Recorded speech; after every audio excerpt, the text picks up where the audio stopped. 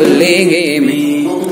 خلق مليما ولوذ به سواك عند حلول الحديث الأعمى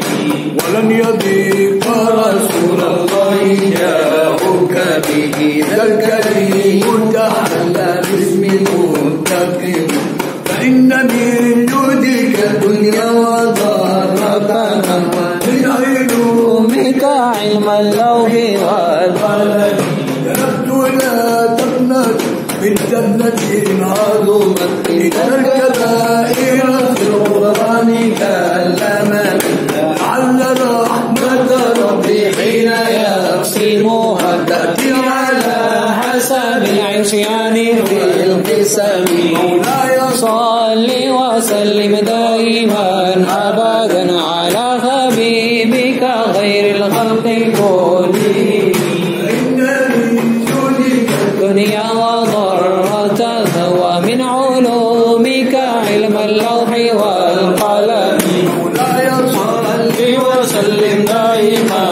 أبدا على حبيبك غير الخلق كلهم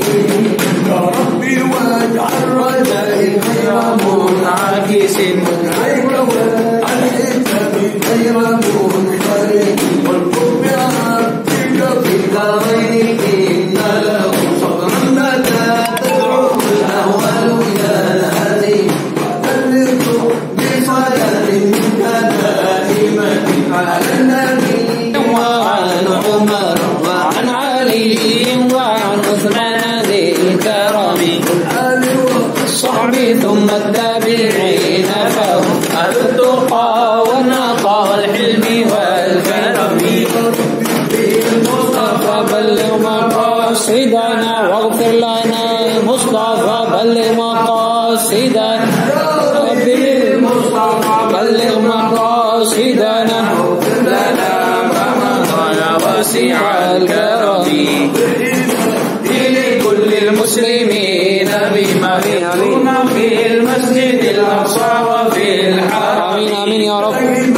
بيته في طيبة حرم واسمه قسم من أعظم القسم وهذه بردة المختار قد ختمت والحمد لله في بدء وفي ختم بيتها قد أتت 60 مع مئات فرج بها دربنا يا وسيع الكرم أبياتك يا جندنا يا واسع الكرم ارحم بي يا أمواتنا يا وسيع الكرم اهدي بي يا أمراضنا يا وسيع الكرم اكرم بي يا شيخنا يا وسيع الكرم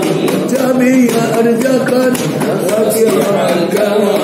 لا يصلي وسلم دائما أبدا على حبيبك خير الخلق كلهم اللهم صل على سلم بارك وبارك عليه وعلى فاتحة الحمد اللهم صل على البيت ويهدم العاصي ويرحم كل ميت ويسترنا وتركه فوق الارض وتحت الارض يوم العرض عليه آمين. اللهم ارفع الغم عن الامه آمين. واجعل هذا البلد امنا مطمئنا سخاء رخاء آمين يا رب العالمين. اللهم لا تحرمنا من زياره سيدنا رسول الله آمين. وتسكن من يده الشريفه شربه هنيئه ونسمع بعدها بنا رب العالمين وتقبل منا ومنكم وروحكم سالمين غانمين الى حضره النبي وعلى بيته الكرام واولياء الله الصالحين والذين ولدكم في مشارق الارض ومغربها. الفاتحه. اللهم صل على سيدنا محمد صلى الله عليه وعلى آله وصحبه وسلم. بسم الله. إياك نعبد